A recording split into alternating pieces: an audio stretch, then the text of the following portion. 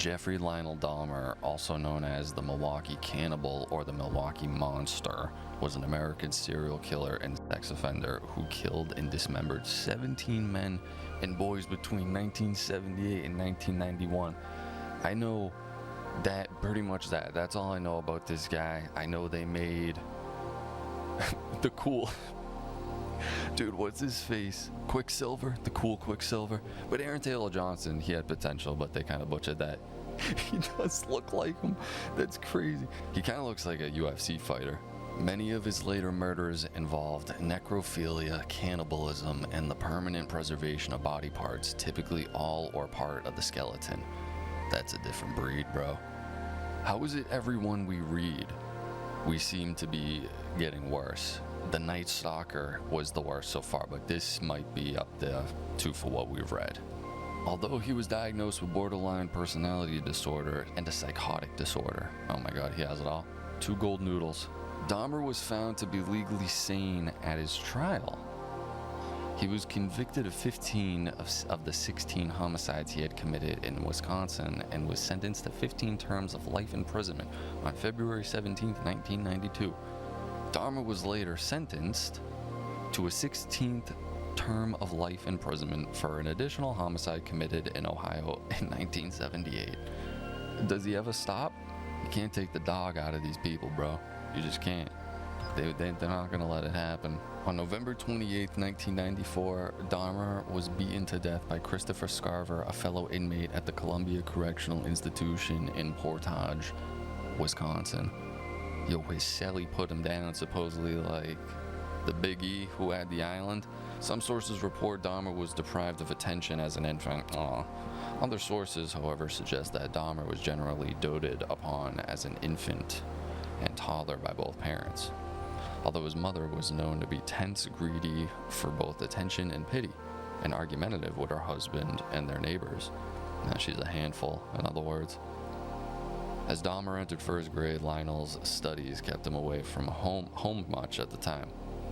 When he was home, his wife, hypochondriac, who suffered from depression, demanded constant attention and spent an increasing amount of time in bed. On one occasion, she attempted suicide using Equanil. Okay. Equanil? Neither parent devoted much time to their son. At elementary school, Dahmer was regarded as quiet and timid. One teacher recollected she detected early signs of abandonment due to his father's absence and mother's illnesses, the symptoms of which increased when she became pregnant with her second child. In elementary school, Dahmer had a small number of friends. In October 1966, the family moved to Doylestown, Ohio. When Joyce gave birth in December, Dahmer was allowed to choose the name of his new baby brother. He chose the name David. The same year, Lionel earned his degree and started work as an analytical chemist in nearby Akron. Shout out Akon, bro. Acoin. He was like making his own city. The cryptocurrency he had, I wonder what it did in price action. I'm guessing 0. From an early age, Dahmer manifested an interest in dead animals. Okay. His fascination with dead animals may have begun when, at the age of 4, he saw his father removing animal bones from beneath the family home. According to Lionel, Dahmer was oddly thrilled by the sound of the bones made and became preoccupied with animal bones, which he initially called his fiddlesticks. Who the fuck? Yo, no, this fiddlesticks, bro. That's so crazy. That's so crazy. The fiddlesticks. Yo, dude, that's a fucking League of Legends character. He's like a scarecrow that runs around blasting people with spells. Dude, you hear a kid say that about his animal bones? You gotta keep that eye. He occasionally searched beneath and around the family home for additional bones and explored the bodies of live animals to discover where their bones were located. I mean, like, it kind of sounds like it's just an innocent kid going through, like, I want to be an archaeological, like, person, that type of shit. But, I don't know, knowing his outcome. I wish sometimes we would go into these completely blind of not knowing anything about the case and then just reading. Because right now we'd be like, oh man, I'm rooting for him.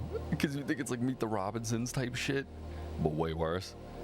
Where he's like, he doesn't have his parents and shit. Yo, we should watch that movie too. That's a crazy one. In May 1968, the family moved to Bath Township, Summit County, Ohio. This address was their third in 2 years, and the Dahmers' sixth address since marriage. The home stood in 1.5 acres of woodland with a small hut a short walk from the house, where Dahmer began collecting large insects and the skeletons of small animals, such as chipmunks and squirrels. Some of these remains were preserved in jars and formaldehyde and stored within the hut. How the hell has he got the knowledge of the formaldehyde? 2 years later, during a chicken dinner, Dahmer asked Lionel what would happen if the chicken bones were placed in bleach. Lionel, pleased by what he believed to be his son's scientific curiosity, purely for science, demonstrated how to safely bleach and preserve animal bones. Dahmer incorporated these preserving techniques into his bone collecting. He also began collecting dead animals, including roadkill, which he would dissect and bury beside the hut, with the skulls occasionally placed atop makeshift crosses. Oh my dude. According to one friend, Dahmer explained that he was curious as to how animals fit together. In one instance in 1975, Dahmer decapitated the carcass of a dog before nailing the body to a tree and impaling the skull upon a stick in the woodland behind his house. As a prank, he later invited a friend to view the display, claiming that he had discovered the remains by chance. The same year, Lionel taught his son how to preserve animal bones. Joyce began increasing her daily consumption of equinol laxatives and sleeping pills, further increasing her emotional distance from her husband and children. Oh my god, dude. This is crazy. This kind of sounds like a rogue Magic School Bus episode. Yo, this was him in his adolescence and high school years. What a stud. From his freshman year at Revere High School, Dahmer was seen as an outcast. By age 14, he had begun drinking beer and hard alcohol in the daylight hours, frequently concealing his liquor inside his jacket he wore to school. When a classmate asked why he was drinking scotch in the morning in history class, Dahmer shrugged and said the alcohol was my medicine. Alright, if he has a cigarette too, absolute menace. Although largely uncommunicative, in his freshman year, Dahmer was seen by staff as polite and highly intelligent, but earned only average grades. Hey, whatever, C's fine, here and there. He was a competitive tennis player and played briefly in high school band. Hey, what a savage, dude. Get a pickleball paddle for this guy. Play some doubles. I'd be down. When he reached puberty, Dahmer discovered he was gay. He did not tell his parents. In his early teen years, he had a brief relationship with another teenage boy, although they never had intercourse. By Dahmer's admission, he began fantasizing about dominating and controlling a completely submissive male partner in his early to mid-teens, and his masturbatory fantasies gradually evolved to his focusing on chests and torsos. These fantasies gradually became intertwined with dissection. Oh man, no, Jeffrey Dahmer, no. When he was about 16, Dahmer conceived a fantasy of rendering unconscious a particular male jogger he found attractive,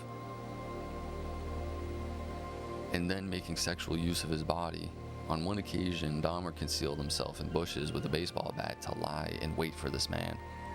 However, the jogger did not pass by on that particular day. Yo, that was his lucky day, holy shit. Dahmer later admitted that this was his first attempt to attack and render an individual submissive to him. No. Oh my god, what are the odds that was the only day that he was not jogging? Oh my god, he has no idea. He's so lucky, dude. The Scranton Strangler almost got him. Dahmer was known to his high school peers as a class clown who often staged pranks, which became known as doing a Dahmer. These included bleeding and simulating epileptic seizures or cerebral palsy. What the hell's up with that? That's crazy. Occasionally, Dahmer would perform these antics for money and purchase alcohol. Yo, thank God TikTok wasn't around when he was active. Holy crap. By 1977, Dahmer's grades had declined. His parents hired a private tutor with limited success the same year in an attempt to save their marriage. His parents attended counseling sessions. They had continued to quarrel frequently. When Lionel discovered Joyce had engaged in a brief affair in September of 1977, they decided to divorce, telling their sons they had wished to do so amicably. The process of the divorce soon became increasingly bitter, and Lionel moved out of the house in early 1978. temporarily residing in a motel on North Cleveland Massillon Road. Not the Massillon Road. That does sound like lizard people. Every time we read these, there's all these crazy words, and it's like they do sound like, oh no, the plasma globe died. Oh man, upper right corner. Oh man, the plasma globe's done, bro. In May 1978, Dahmer graduated from high school. Alright, thank fucking Christ. A few weeks before his graduation, one of the teachers observed Dahmer sitting close to the school parking lot, drinking several cans of beer. When the teacher threatened to report the matter, Dahmer informed him he was experiencing a lot of problems at home, and that the school's guidance counselor was aware of them. That spring, Joyce, contrary to the court order and without informing Lionel, moved out of the family home with David to live with relatives in Chippewa Falls, Wisconsin. Dahmer had just turned 18 and remained in the family home. Dahmer's parents' divorce was finalized on July 24, 1978. Joyce was awarded custody of their younger son and alimony payments. Alright. This is fucking wild, bro. Late teens and early 20s and his first murder. Yo, his first murder, I want the murder of Stephen Hicks. Come on, Stephen, get out of there. Dahmer committed his first murder in 1978, 3 weeks after his graduation. Oh my, dude, so he's, oh my god, he's like 18. On June 18th, Dahmer picked up a hitchhiker named Stephen Mark Hicks, who was 18 years old. Hicks, who had been hitchhiking to a rock concert at Chippewa Falls Lake Park, agreed to accompany Dahmer to his house upon the promise of a few beers with Dahmer, who had the house to himself. What could go wrong? Hey, you want to have some beer at my place? I know you're going to the rock concert, don't care. Here we go. According to Dahmer, the sight of the bare-chested Hicks standing at the roadside stirred his sexual feelings. Although when Hicks began talking about girls, he knew any sexual passes he made would be rebuffed. After several hours of talking, drinking, and listening to music, Hicks wanted to leave, and I didn't want him to leave. Dahmer bludgeoned Hicks with a 10-pound dumbbell. He later stated he struck Hicks twice from behind with the dumbbell as Hicks sat upon a chair.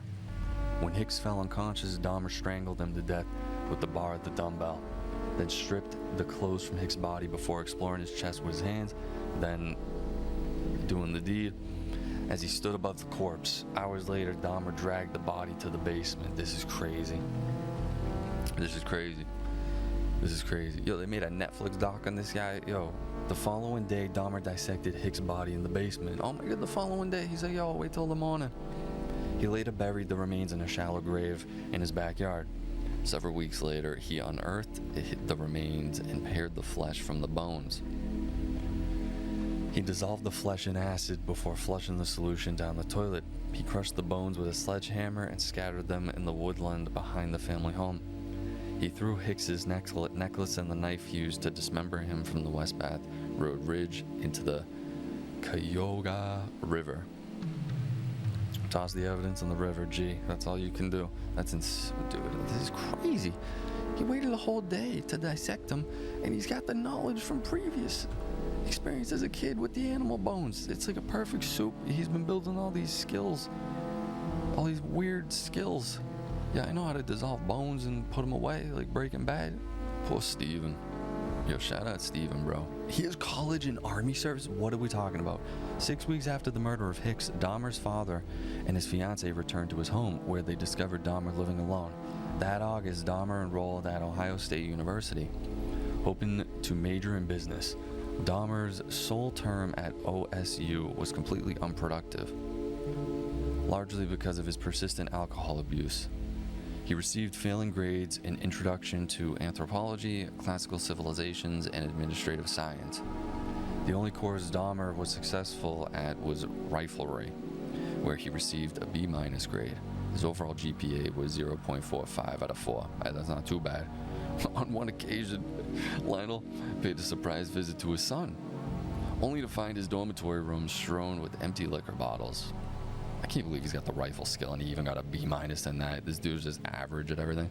Despite his father having paid in advance for the second term, Dahmer dropped out of OSU just after 3 months. Yo, is that him? Yo, that's him? Dahmer pictured in West Germany in 1979 His off-duty drinking caused him to be deemed unsuitable for military service in 1981. Imagine if he had a bag of Doritos instead of whatever that is. Tortellini. I don't know what it is. It looks like olive oil or something. Actually, no, it looks like my syrup bottle. Is that tortellini? Wait, that fucking might be. Is it not this bottle? Yo, that looks like just like a different version. This dude's drinking fucking coffee syrup. In January 1979, on his father's urging, Dahmer enlisted in the United States Army. He underwent basic training at Fort McClellan in Anniston, Alabama, before training as a medical specialist in Fort Sam Houston in San Antonio, Texas. Every time we read about this, they always think they got some sort of either military background or like doctor, vet background. And almost every time they seem to be connected to the military at some point, which is crazy. He was occasionally reprimanded for intoxication while stationed in Fort Sam Houston. On one occasion, an instance of insubordination resulted in his entire platoon being punished, earning Dahmer a severe beating from his fellow recruits. It was wild, bro. You leave Jeffrey alone, dog. Jeffrey Bezos. On July 13, 1979, Dahmer was deployed to Baumholder, West Germany, where he served as a combat medic in the 2nd Battalion, 68th Armored Regiment, 8th Infantry Division. Yo, he's got all the accolades. He's prestiged. According to published reports, in Dahmer's first year of service, he was an average or slightly above average soldier. Okay. Owing to Dahmer's alcohol abuse, his performance deteriorated, and in March 1981, he was deemed unsuitable for military service and was later discharged from the Army. He received an honorable discharge, as his superiors did not believe that any problems Dahmer had in the Army would be applicable to civilian life. On March 20, I'm reading it through here. Why am I reading it through that? On March 21st, 1981, Dahmer was sent to Fort Jackson in South Carolina for debriefing and provided with a plane ticket to travel anywhere in the country. Dahmer later told police he felt he could not return home to face his father, so he opted to travel to Miami Beach, Florida, both because he was tired of the cold and in an attempt to live by his own means. He's sick of the chains, bro. Demi Lovato. This is real. This is me. He's exactly where he's supposed to be. Dahmer found a job at a what is that? Delicatessen. What the hell? And rented a room in a nearby motel. He spent most of his salary on alcohol and was soon evicted from the motel for non-payment. Dahmer initially spent his evenings on the beach as he continued to work at the sandwich shop until phoning his father and asking to return to Ohio in September of the same year. After his return to Ohio, Dahmer initially lived with his father and stepmother and insisted on being delegated numerous chores to occupy his time while he looked for work. He continued to drink heavily, and 2 weeks after his return was arrested for drunk and disorderly conduct. He was fined $60 and given a suspended 10-day jail sentence. Dahmer's father tried unsuccessfully to wean his son off alcohol. In December 1981, he and his second wife sent him to live with his paternal grandmother, Catherine Dahmer, in West Allis, Wisconsin. As she was the only family member to whom Dahmer displayed any positivity or affection, they hoped that both her influence and the change of location might persuade him to quit drinking, find a job, and live responsibly. It's time, Jeffrey. Initially, Dahmer's living arrangements with his grandmother were harmonious. He accompanied her to church, willingly undertook chores, actively sought work, and abided by most of her house rules, although he continued to drink and smoke. In early 1982, he found employment as a, what the hell is that, phlebotomist? Or is it just lobotomist? And the PH is silent, like fat, when you spell fat, like PH. He held this job for a total of 10 months before being laid off. Dahmer remained unemployed for over 2 years, during which he lived upon whatever money his grandmother gave him. Shortly before losing his job, Dahmer was arrested for indecent exposure. On August 8, 1982, at Wisconsin State Fair, he was observed exposing himself on the south side of the Coliseum, in which 25 people were present, including women and children. For this incident, he was convicted and fined $50+. He was fined $50 for that. I feel like that offense should be worth more. In January 1985, Dahmer was hired as a mixer at the Milwaukee Ambroisier chocolate factory. His resume is crazy. This guy's done it all. Where he worked from 11 p.m. to 7 a.m., 6 nights per week, with Saturday evenings off. Shortly after he started this job, an incident occurred in which Dahmer was propositioned by another man while reading in his West Allis Public Library. The stranger threw Dahmer a note offering to perform fellatio upon him. Although Dahmer did not respond to this proposition, the incident stirred the fantasies of control and dominance he had developed as a teenager, and he began to familiarize himself with Milwaukee's gay bars, gay bathhouses, and bookstores. He also stole a male mannequin from a store, which he briefly used for sexual stimulation until his grandmother discovered the item stowed in a closet and demanded that he discard it. What, dude? Get it out of here. Get it out of here, Jeffrey Bezos. Get it out. By late 1985, Dahmer had begun to regularly frequent the bathhouses, which he later described as being relaxing places. But during his sexual encounters, he became frustrated at his partner's moving during the act. Following his arrest, he stated, "I trained myself to view people as objects of pleasure instead of as people. For this reason, beginning in June 1986, he administered sleeping pills to his partners, giving them liquor laced with sedatives. He then waited for his partner to fall asleep before performing various sexual acts to maintain an adequate supply of his medication. Dahmer informed doctors he worked nights and required the tablets to adjust to that schedule. After approximately 12 such instances, the bathhouse's administration revoked Dahmer's membership, and he began to use hotel rooms to continue this practice. Dude, they got wind of it, and he's like, all right, you're banned. You got banned. IRL. Shortly after his bathhouse memberships were revoked, I'm sure he's going to take that well, Dahmer read a report in a newspaper regarding the upcoming funeral of an 18-year-old male. He conceived the idea of stealing the freshly interred corpse and taking it home. Are you kidding me? He's going to pull a heist and steal the body. According to Dahmer, he attempted to dig up the coffin from the ground but found the soil too hard and abandoned the plan. What an actual maniac, bro. Actually attempting it, and just the inconvenience of like it being too heavy. He's like, I don't want it that bad. And then he just... On September 8th, 1986, Dahmer was arrested upon a charge of lewd and lascivious behavior for doing the deed, spanking the hanky, in the presence of two 12-year-old boys as he stood close to the Kinnickinnick River. He initially claimed he had merely been urinating, unaware that they were witnesses, but soon admitted the offense. The charge was changed to disorderly conduct, and on March 10, 1987, Dahmer was sentenced to 1 year probation with additional instructions to undergo counseling. He's going on a rampage. I'm not ready for this. I need a goddamn breath. That's what I need. That's what I need. On November 20th, 1987, Dahmer, at the time still residing with his grandmother, encountered a 25-year-old man from Ontonagon, Michigan, named Stephen Tuomi at a bar and persuaded him to return to the Ambassador Hotel in Milwaukee, where Dahmer had rented a room for the evening. According to Dahmer, he had no intention of killing Tuomi. Yeah, I'm sure. I got a burp. Nah, I'm just kidding. Where Dahmer had rented a room for the evening. Okay, he's ready. According to Dahmer, he had no intention of killing Tuomi, I just read that, but intended to simply drug him and lie beside him as he explored his body. Yo, you are not Dora the Explorer, dude. You are not that guy. Listen, pal. You're not that guy. What's on his lip? They got some donut dust on there. Yo, come on, Jeffrey. You nasty bastard. He seriously looks like a UFC fighter without the glasses. The following morning, Dahmer awoke to find Tuomi laying beneath him on the bed, his chest crushed in and black and blue with bruises. Blood was seeping from the corner of his mouth, and Dahmer's fists and one forearm were extensively bruised. Dahmer later said he had no memory of having killed Tuomi, and that he could not believe this had happened. Yeah, I'm sure about that. Absolute sick maniac, dude. What is wrong with people, man?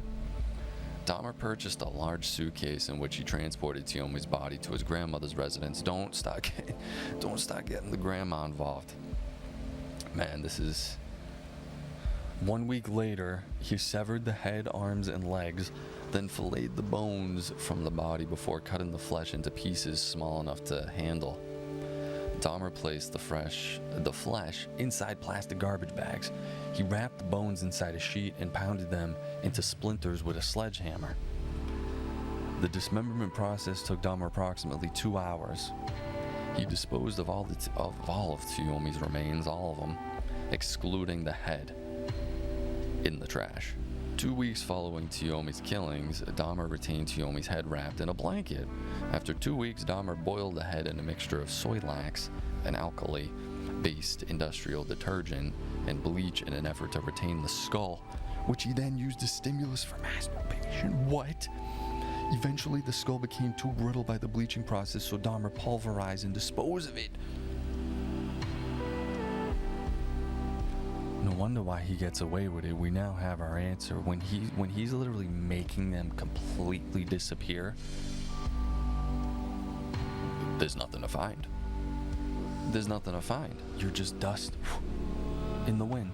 According to Dahmer, Tuomi's murder was a pivotal incident after which he did not try to control his compulsions. Wow.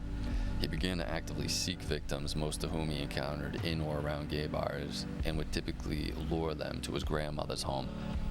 He would drug his victims with triazolam, what the hell is that? Or temazine, Pam, what the fuck, dude, Pam Beasley, before or shortly after engaging in sexual activity with them. Once his victim was unconscious, he strangled them to death. Jeffrey? No, Jeff, what the hell, man? Not at Mima's house either, bro. It sounds like Wings of Redemption. But, like, not him, because, like, Wings is crazy entertaining. 2 months after the Tuomi killing, Dahmer encountered a 14-year-old Native American prostitute, James Dockstader. What? Dahmer lured him to his grandmother's residence with an offer of $50 to pose for nude pictures. They engaged in sexual activity before Dahmer drugged Dockstader and strangled him on the floor of the cellar. Dahmer left the body in the cellar for 1 week before dismembering it in much the same manner as he had with Tuomi. He placed the Dockstader's remains, excluding the skull, in the trash. The skull was boiled and cleansed in bleach before Dahmer found that it too had been rendered brittle by the process. He then pulverized the skull 2 weeks later. Yo, he's just trialing and erroring this. This is insane. On March 24th, 1988, Dahmer met a 22-year-old bisexual man, Richard Guerrero, outside a gay bar called The Phoenix. Dahmer lured Guerrero to his grandmother's residence, offering him $50 to spend the night with him. He drugged Guerrero with sleeping pills, strangled him with a leather strap, and performed oral on the corpse. Dahmer dismembered Guerrero's body within 24 hours, again disposing of the remains in the trash and retaining the skull before pulverizing it several months later. This is fucking crazy. Yo, but it's insane that his $50 tactic is all he has to do. Yo, $50 and then that's it. $50 ain't that much. On April 2nd, Dahmer lured Ronald Flowers Jr. to his house. However, after giving Flowers a drugged coffee, both he and Flowers heard Dahmer's grandmother call, "Is that you, Jeff?" Although Dahmer replied in a manner that led his grandmother to believe he was alone, she observed that he was not alone. Because of this, Dahmer was unable to kill Flowers. After Flowers became unconscious, Dahmer took him to the County General Hospital. Alright, he got his plan foiled, is what happened by the great Jeffrey, is that you? No, Mom, I wasn't gonna kill this guy. In September 1988, Dahmer's grandmother asked him to move out, largely because of his drinking, his habit of bringing young men to her house late at night, and the foul smells emanating from the basement and the garage. She's sick of it all. Seriously, her life was so much more stress-free. We'll just wait till she finds out what the smell is. Oh, man. Dahmer found a one-bedroom apartment at 808 North 24th Street and moved into the residence on September 25th. 2 days later, he was arrested for drugging and sexually fondling a 13-year-old boy who had lured home on the pretext of posing nude for photographs. That too? What the hell is going on? What is going on over here? This is craziness. Nut bar. Dahmer's father hired attorney Gerald Boyle to defend his son. At Boyle's request, Dahmer underwent a series of psychological evaluations prior to his court hearings. The evaluations found that Dahmer harbored deep feelings of alienation. A second evaluation 2 months later revealed Dahmer to be an impulsive individual. No, really? You don't say. Suspicion of others and dismayed by his lack of accomplishments in life. His probation officer also referenced the 1987 diagnosis of Dahmer suffering from a schizoid personality disorder for presentation to the court. They're going to try to get him out as being crazy. I mean, definitely as crazy to an extent, but even still. On January 1989, Dahmer pleaded guilty to the charges of second-degree sexual assault and of enticing a child for immoral purposes. Dude, evil. Sentencing was suspended until May. On March 20th, Dahmer commenced a 10-day Easter absence from work, during which he moved back into his grandmother's home. 2 months after his conviction, and 2 months prior to his sentencing, Dahmer murdered his fifth victim, a 24-year-old mixed-race aspiring model, Anthony Sears, whom he had met at a gay bar on March 25, 1989. According to Dahmer, on this particular occasion, he was not looking to commit a crime. However, shortly before closing time that evening, Sears just started talking to me. Dahmer lured Sears into his grandmother's home with the pair engaged in oral before Dahmer drugged and strangled Sears. Bro. Sears just went bankrupt recently. The following morning, Dahmer placed the corpse in his grandmother's bathtub, where he decapitated the body before attempting to flay the corpse. He stripped the flesh from the body and pulverized the bones, which he disposed of in the trash. According to Dahmer, he found Sears exceptionally attractive. Well, he was trying to be an aspiring model, G. I mean, what the hell are you talking about? Sears was the first victim from whom he permanently retained any body parts. He preserved Sears' head and genitalia in acetone and stored them in a wooden box, which he later placed in his work locker. When he moved to a new address the following year, he took the remains there. Oh, dude, he kept poor Sears, bro. He's like the mosquito in Jurassic. On May 23rd, 1989, Dahmer was sentenced to 5 years probation and 1 year in the House of Correction with work release permitted so he could keep his job. He was also required to register as a sex offender. Yeah, he is. 2 months before his scheduled release, Dahmer was paroled from this regimen. His 5 years probation imposed in 1989 began at this point. Dahmer temporarily moved back to his grandmother's home in West Allis. Dude, he keeps going back to the grandmother. The fact that the grandmother even keeps taking him is crazy. On May 14th, 1990, Dahmer moved out of his grandparents' house and into 924 North 25th Street, apartment 213, taking Sears' mummified head and genitals with him. Although located in a high-crime area, Dahmer's new apartment was close to his workplace, was furnished, and at $300 per month, inclusive of all bills, excluding electricity, was economical. Dude, are you kidding me? Within 1 week of his moving to the new address, Dahmer killed his sixth victim, Raymond Smith. Smith was a 32-year-old prostitute who Dahmer lured to his apartment with the promise of $50 for the deed. Yet again, $50. What is going on? Inside the apartment, he gave Smith a drink laced with 7 sleeping pills, then manually strangled him. Oh, Jeffrey, come on now. The following day, Dahmer purchased a Polaroid camera, with which he took several pictures of Smith's body in suggestive positions before dismembering him in the bathroom.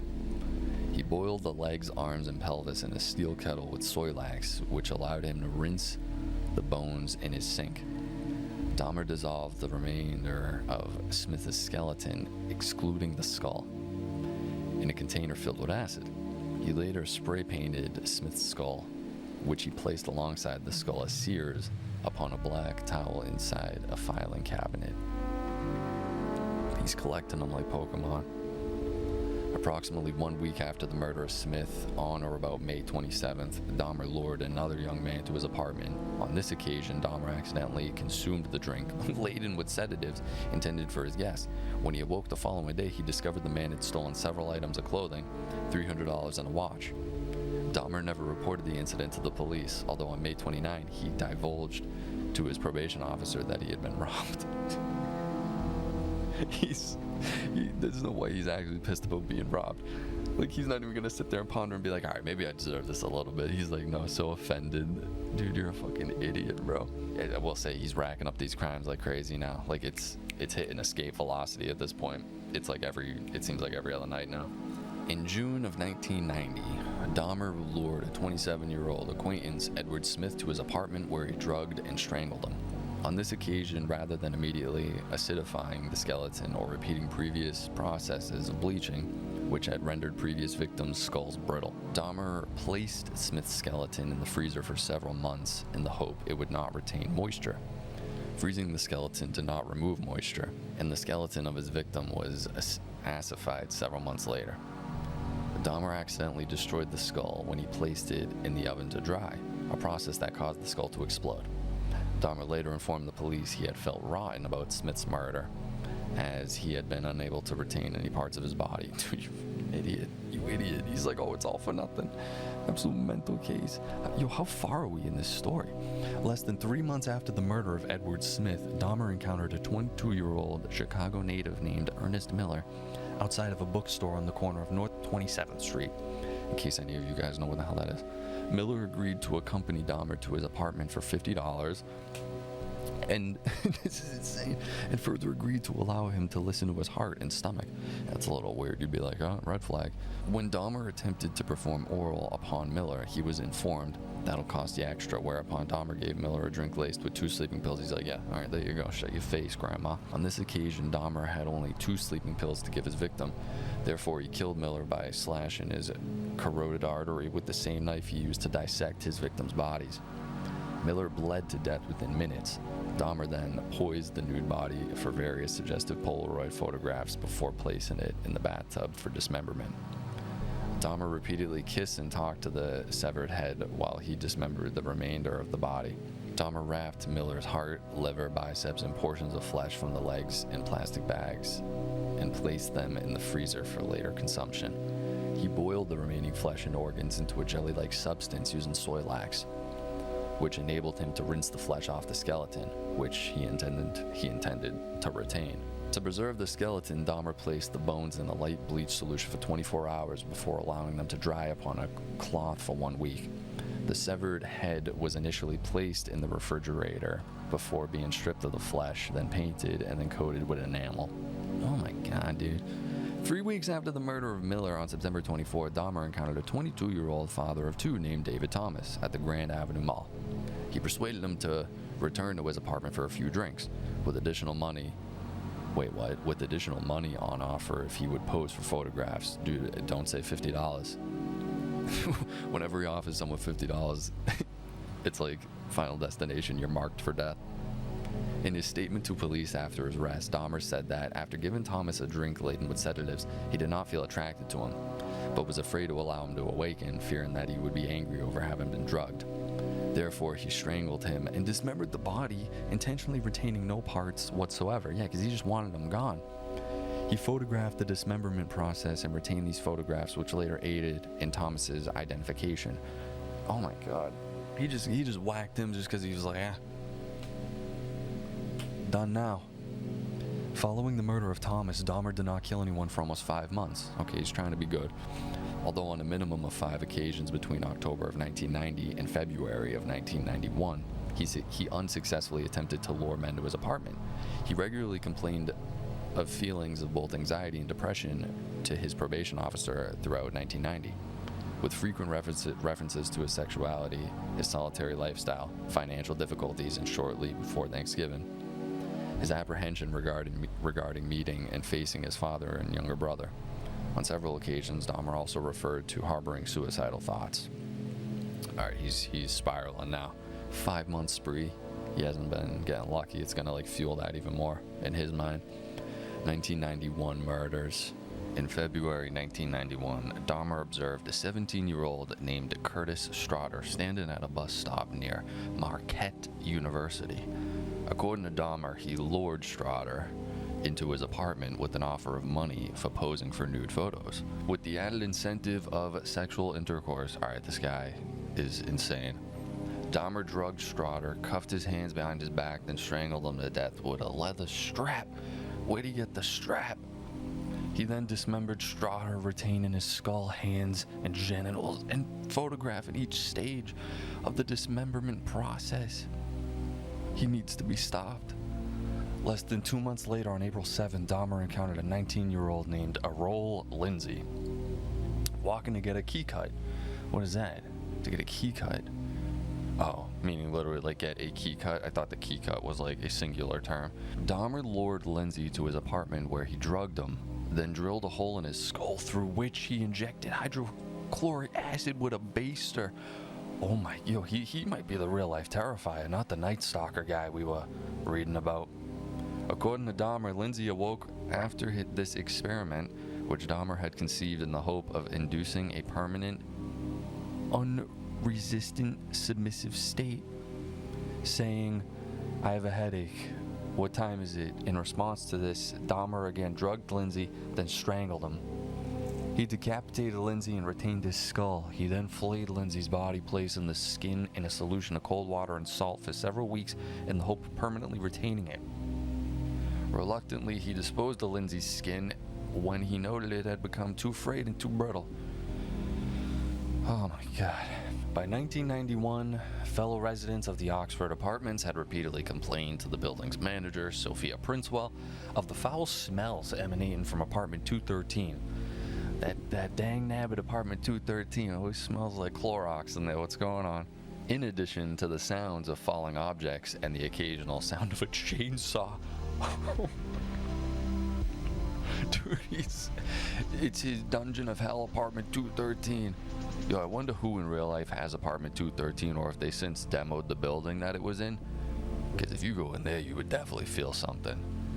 I don't know about like a screwdriver through your head, but you'd have to feel the spirits of how a chainsaw. Princewell contacted Dahmer in response to these complaints on several occasions, although he initially excused the odors emanating from his apartment as being caused by his freezer breaking, causing the contents to become spoiled. Well, that's some BS. On later occasions, he informed Princewell that the reason for the resurgence of the odor was that several of his tropical fish had recently died and that he would take care of the matter. Yo, he's the king of bullshitting too. He's the absolute king of it. Yeah, my pufferfish died. That's the smell of rotting hydrochloric acid bodies. Dude's preserving skulls in there. Talking about his aquarium. That's hilarious.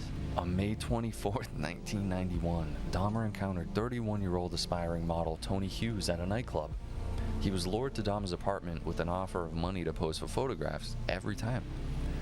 Hughes was drugged into unconsciousness before Dahmer injected hydrochloric acid into his skull in an effort to disable his will and render him submissive, although on this occasion the drilling and injection proved fatal. Dude. Oh man. Where in the skull though? Like, how is he even doing that? How's a needle going through this? Oh man. This might be the most brutal one. Just based off that, because it does seem like the Terrifier scene when he has her back open and then he's springing salt all in the back wounds. Dude, our reaction to that was crazy. It's on the channel. But that's the level I'm thinking of right now. On the afternoon of May 26, 1991, Dahmer encountered a 14-year-old Lao teenager, Konorak Sintha Somaphone. That's his name. I'm just reading it. Or trying to. On Wisconsin Avenue, unknown to Dahmer. Oh my god, they're saying his whole name. What if we just call him K? Because it's a Sintha Sophmason. I'm just going to call him K. Unknown to Dahmer, Kay was the younger brother of the boy he had molested in 1988. Dahmer offered Synthophone. I'm not just gonna call him that. How about that? Offered Synthophone money to accompany him by his apartment to pose for Polaroid pictures. According to Dahmer, Synthophone was initially reluctant to the proposal before changing his mind and accompanying him to his apartment, where he posed for 2 pictures in his underwear before Dahmer drugged him into unconsciousness and performed oral on him. Oh man, this is him. Konorak Synthosophmason. Why can't I say that? Konorak Synthosophone? What? I can't believe this is turning into some crazy Naruto plot where he did it to the brother way back in the day. What are the odds? Before Synthophone fell unconscious, Dahmer led the boy into his bedroom where the body of Tony Hughes, whom Dahmer had killed 3 days earlier, laid naked on the floor. According to Dahmer, he believed that Synthesone saw this body, yet did not react to seeing the bloated corpse, likely because of the effects of the sleeping pills he had ingested. Oh man, dude. On this occasion, Dahmer drilled a single narrow hole into the crown of Synthesone's skull, through which he injected hydrochloric acid into the frontal lobe. Dahmer then drank several beers while laying alongside Synthesone before briefly falling asleep, then leaving his apartment to drink at a bar and purchase more alcohol. This might be the most brutal one. Something about injecting and trying to make the person actually brain dead is so horrific. With a needle injected. Oh my god, dude. That is fucking crazy. It has to be a hefty needle. It has to be. In the early morning hours of May 27, Dahmer returned toward his apartment to discover Synthesone sitting naked on the corner of 25th and State, talking in loud, with 3 distressed young women standing near him. Dahmer approached the woman and told them that Synthesone, who he referred to by the alias of John Hong, was his friend and attempted to lead him to his apartment by the arm. The 3 women dissuaded Dahmer, explaining they had phoned 911. Good, finally someone can see this dude. This dude's been through it. They probably see the fucking big hole in his head. Upon the arrival of 2 Milwaukee police officers, John Balsack and Joseph Gabrish, Dahmer's demeanor relaxed. He told the officers that Synthesone was his 19-year-old boyfriend, that he had drank too much following a quarrel, and that he frequently behaved in this manner when intoxicated. Dahmer added his lover had consumed Jack Daniel's whiskey that evening. Oh man, are they gonna fall for this crap? How did they not see the big gash in his head? The 3 women were exacerbated, and when one of the trio attempted to indicate to one of the officers, both of whom had observed no injuries beyond a scrape to Synthesone's knee and believed him to be intoxicated, didn't it just say he injected shit in his head? Maybe he did it real discreetly. Oh man, because I guess, yeah, if it is a smaller needle and you just, oh man, I'm thinking like a big fucking polio needle right in your head. Oh, that Synthesone had blood upon his testicles, was bleeding from his rectum, and that he had seemingly struggled against Dahmer's attempt to walk him to his apartment prior to the arrival.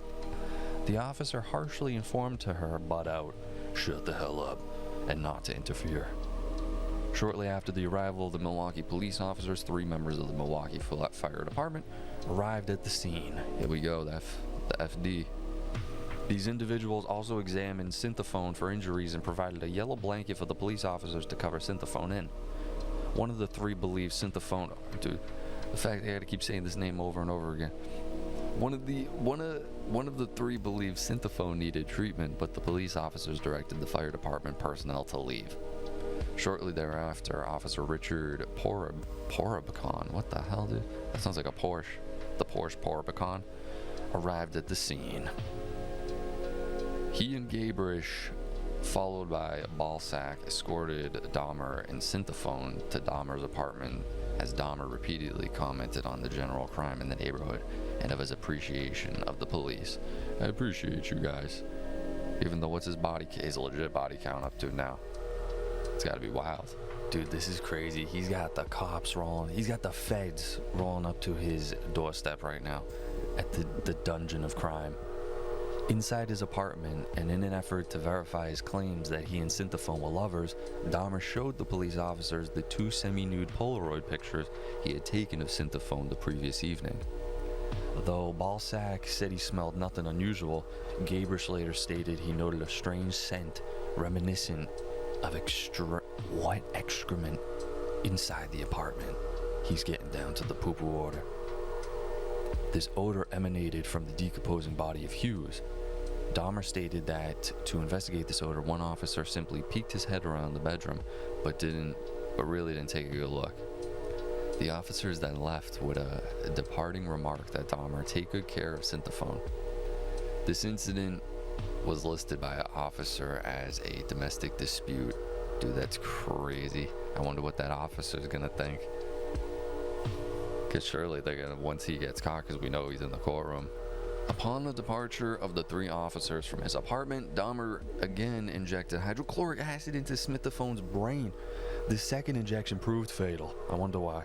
The following day, May 28th, Dahmer took a day's leave from work to devote himself the dismemberment of the bodies of Synthephone and Hughes. He retained both victims' skulls, cracking skulls. On June 30th, Dahmer traveled to Chicago, where he encountered a 20-year-old named Matt Turner at a bus station. Turner accepted Dahmer's offer to travel to Milwaukee for a professional photo shoot. At the apartment, Dahmer drugged, strangled, and dismembered Turner and placed his head and internal organs in a separate plastic bag in the freezer. He's meal prepping.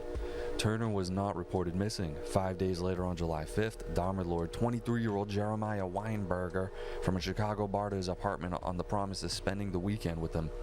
He drugged Weinberger and twice injected boiling water through his skull, sending him into a coma, from which he died 2 years later. Yo, this guy's terrifying. It didn't even say he did anything with that guy. All it said was that he just did that. Now he's just doing it for the love of the game. On July 15th, Dahmer encountered 24-year-old Oliver Lacey at the corner of 27th and Kilbourne.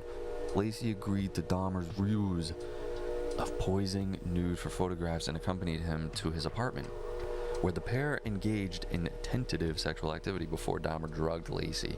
On this occasion, Dahmer intended to prolong the time he spent with Lacey while alive. After unsuccessfully attempting to render Lacey unconscious with chloroform. How did he unsuccessfully do that? Wouldn't you be on red alert after that? Don't you have to like hold it up to someone's face? He phoned his workplace to request a day's absence. This was granted, although the next day he was suspended. These fucking corporations, bro. Idiots. There's a great video of a kid prank calling a Target, like the OG kid who did it. And he doesn't work there, but he's calling in for a sick day. And he's talking to the boss, and he's like, yeah, I don't know, I just want to go fishing today. Like, I don't really want to come in. She's like, who is talking? And he's like, Kevin. So some dude, Kevin, there, that's about to get fucked. After strangling Lacey, Dahmer had sex with the corpse before dismembering him. He placed Lacey's head and heart in the refrigerator and his skeleton in the freezer.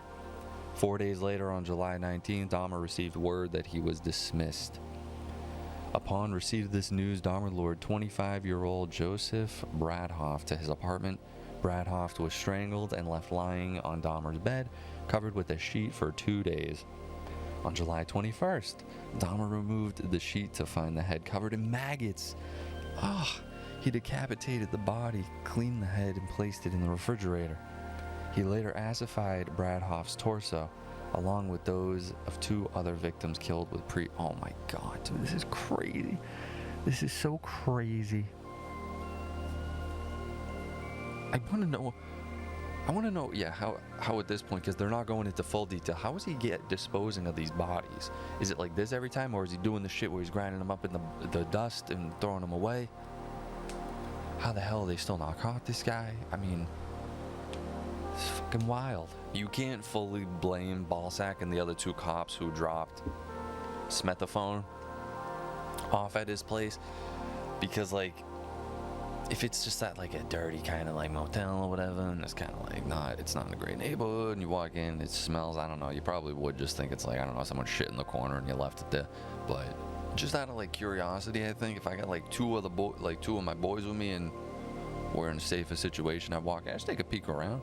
You never know, it could be a dead raccoon or something.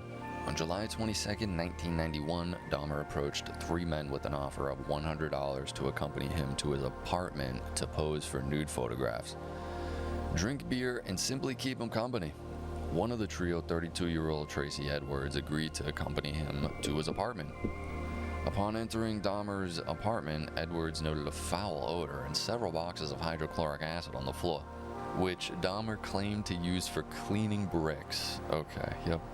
After some minor conversation, Edwards responded to Dahmer's request to turn his head and view his tropical fish, whereupon Dahmer placed a handcuff upon his wrist. Yo, what is this, Dr. Seuss now? That rhyme? Wait, so he really did have tropical fish? I thought they were BSing about that. Wait, what? Unless he, is lying? When Edwards asked, what's happening? Dahmer unsuccessfully attempted to cuff his wrists together, then told Edwards to accompany him to the bedroom to pose for nude photographs. While inside the bedroom, Edwards noted nude male posters on the wall, that a videotape of The Exorcist 3 was playing. What? He also noted a blue 57-gallon drum in the corner, from which a strong odor emanated. It's Breaking Bad.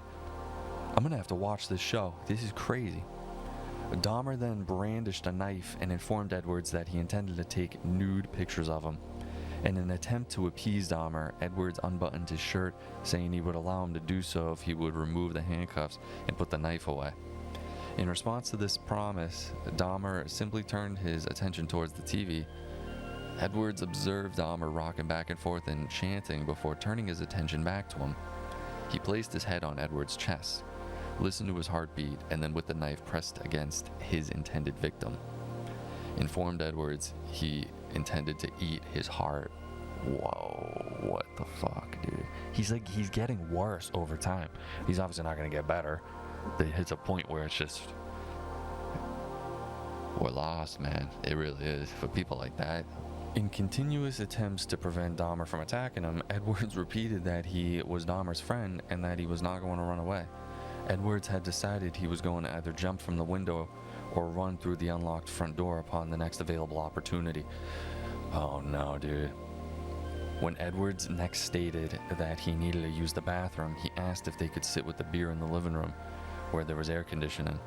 Dahmer consented, and the pair walked to the living room when Edwards exited the bathroom.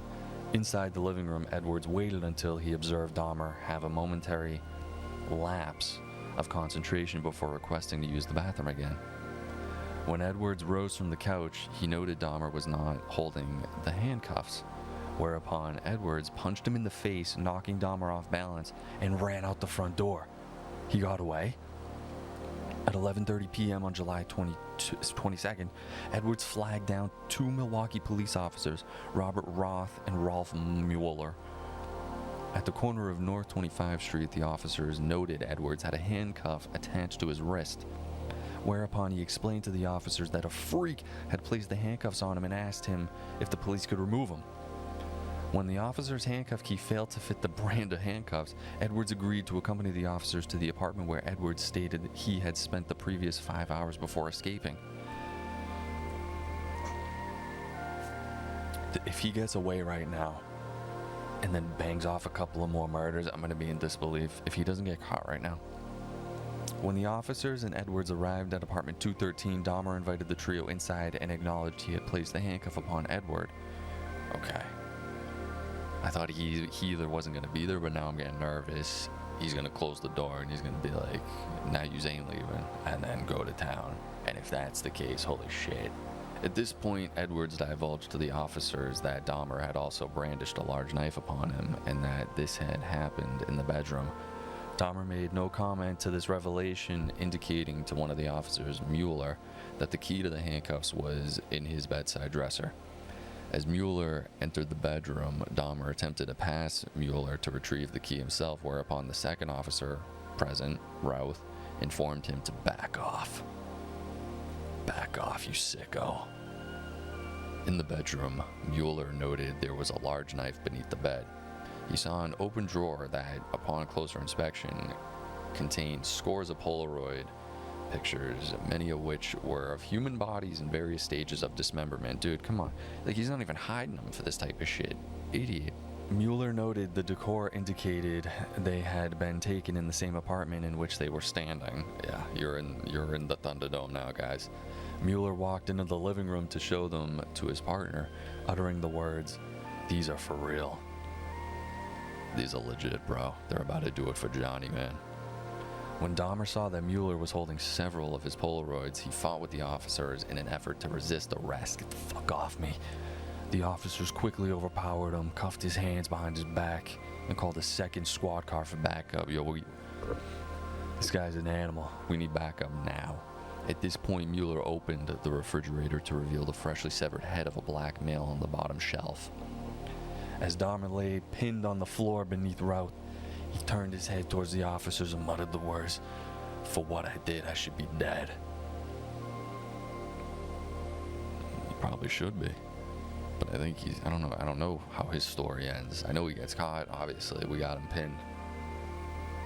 A more detailed search of the apartment conducted by the Milwaukee Police Criminal Investigation Bureau revealed a total of 4 severed heads in Dahmer's kitchen. A total of 7 skulls, some painted, some bleached, were found in Dahmer's bedroom and inside a closet.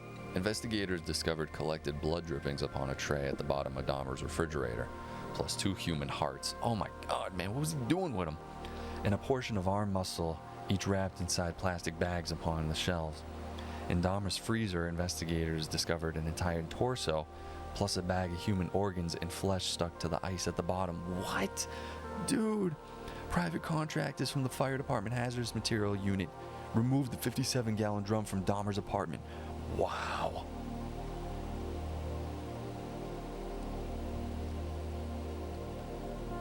He might be the worst one we've read about yet. I think by far.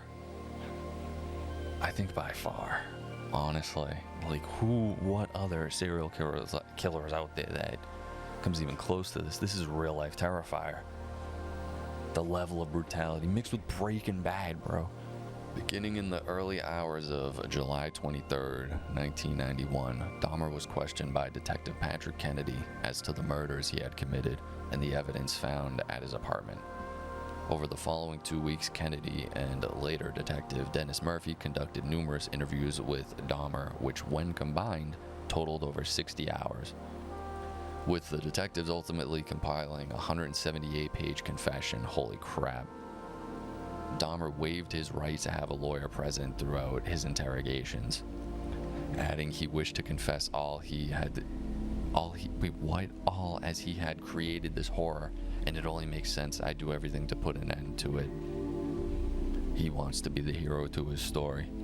What a fucking mental case. He readily admitted to having murdered 16 young men in Wisconsin since 1987, with one further victim, Stephen Hicks, killed in Ohio in 1978. Most of Dahmer's victims had been rendered unconscious prior to their murder, although some had died as a result of having acid or boiling water injected into their brain. As he had no memory of the killing of his second victim, Stephen Tiomi, he was unsure whether he was unconscious when beaten to death. Although he did concede it was possible that his viewing the exposed chest of Tiomi while in a drunken stupor may have led to him unsuccessfully attempted to tear Tiomi's heart from his chest. The chest had distracted him, basically. Almost all of the murders Dahmer committed after moving into the Oxford apartments had involved a ritual of posing the victims' bodies in suggestive positions. Oh man. Typically with the chest thrust outwards prior to the dismemberment. Like, it's so crazy. What's making this guy? What is going on? Dahmer readily admitted to engaging in necrophilia with several of the victims' bodies, including performing sexual acts with their viscera. As he dismembered their bodies in a bathtub. Having noted that much of the blood pooled inside his victim's chest after death, Dahmer first removed their initial organs and then suspended the torso so the blood drained into his bathtub, before dicing any organs he did not wish to retain and paring the flesh from the body. The bones he wished to dispose of were pulverized or acidified, with Soilax and bleach solutions used to aid in the preservation of the skeletons and skulls he wished to keep.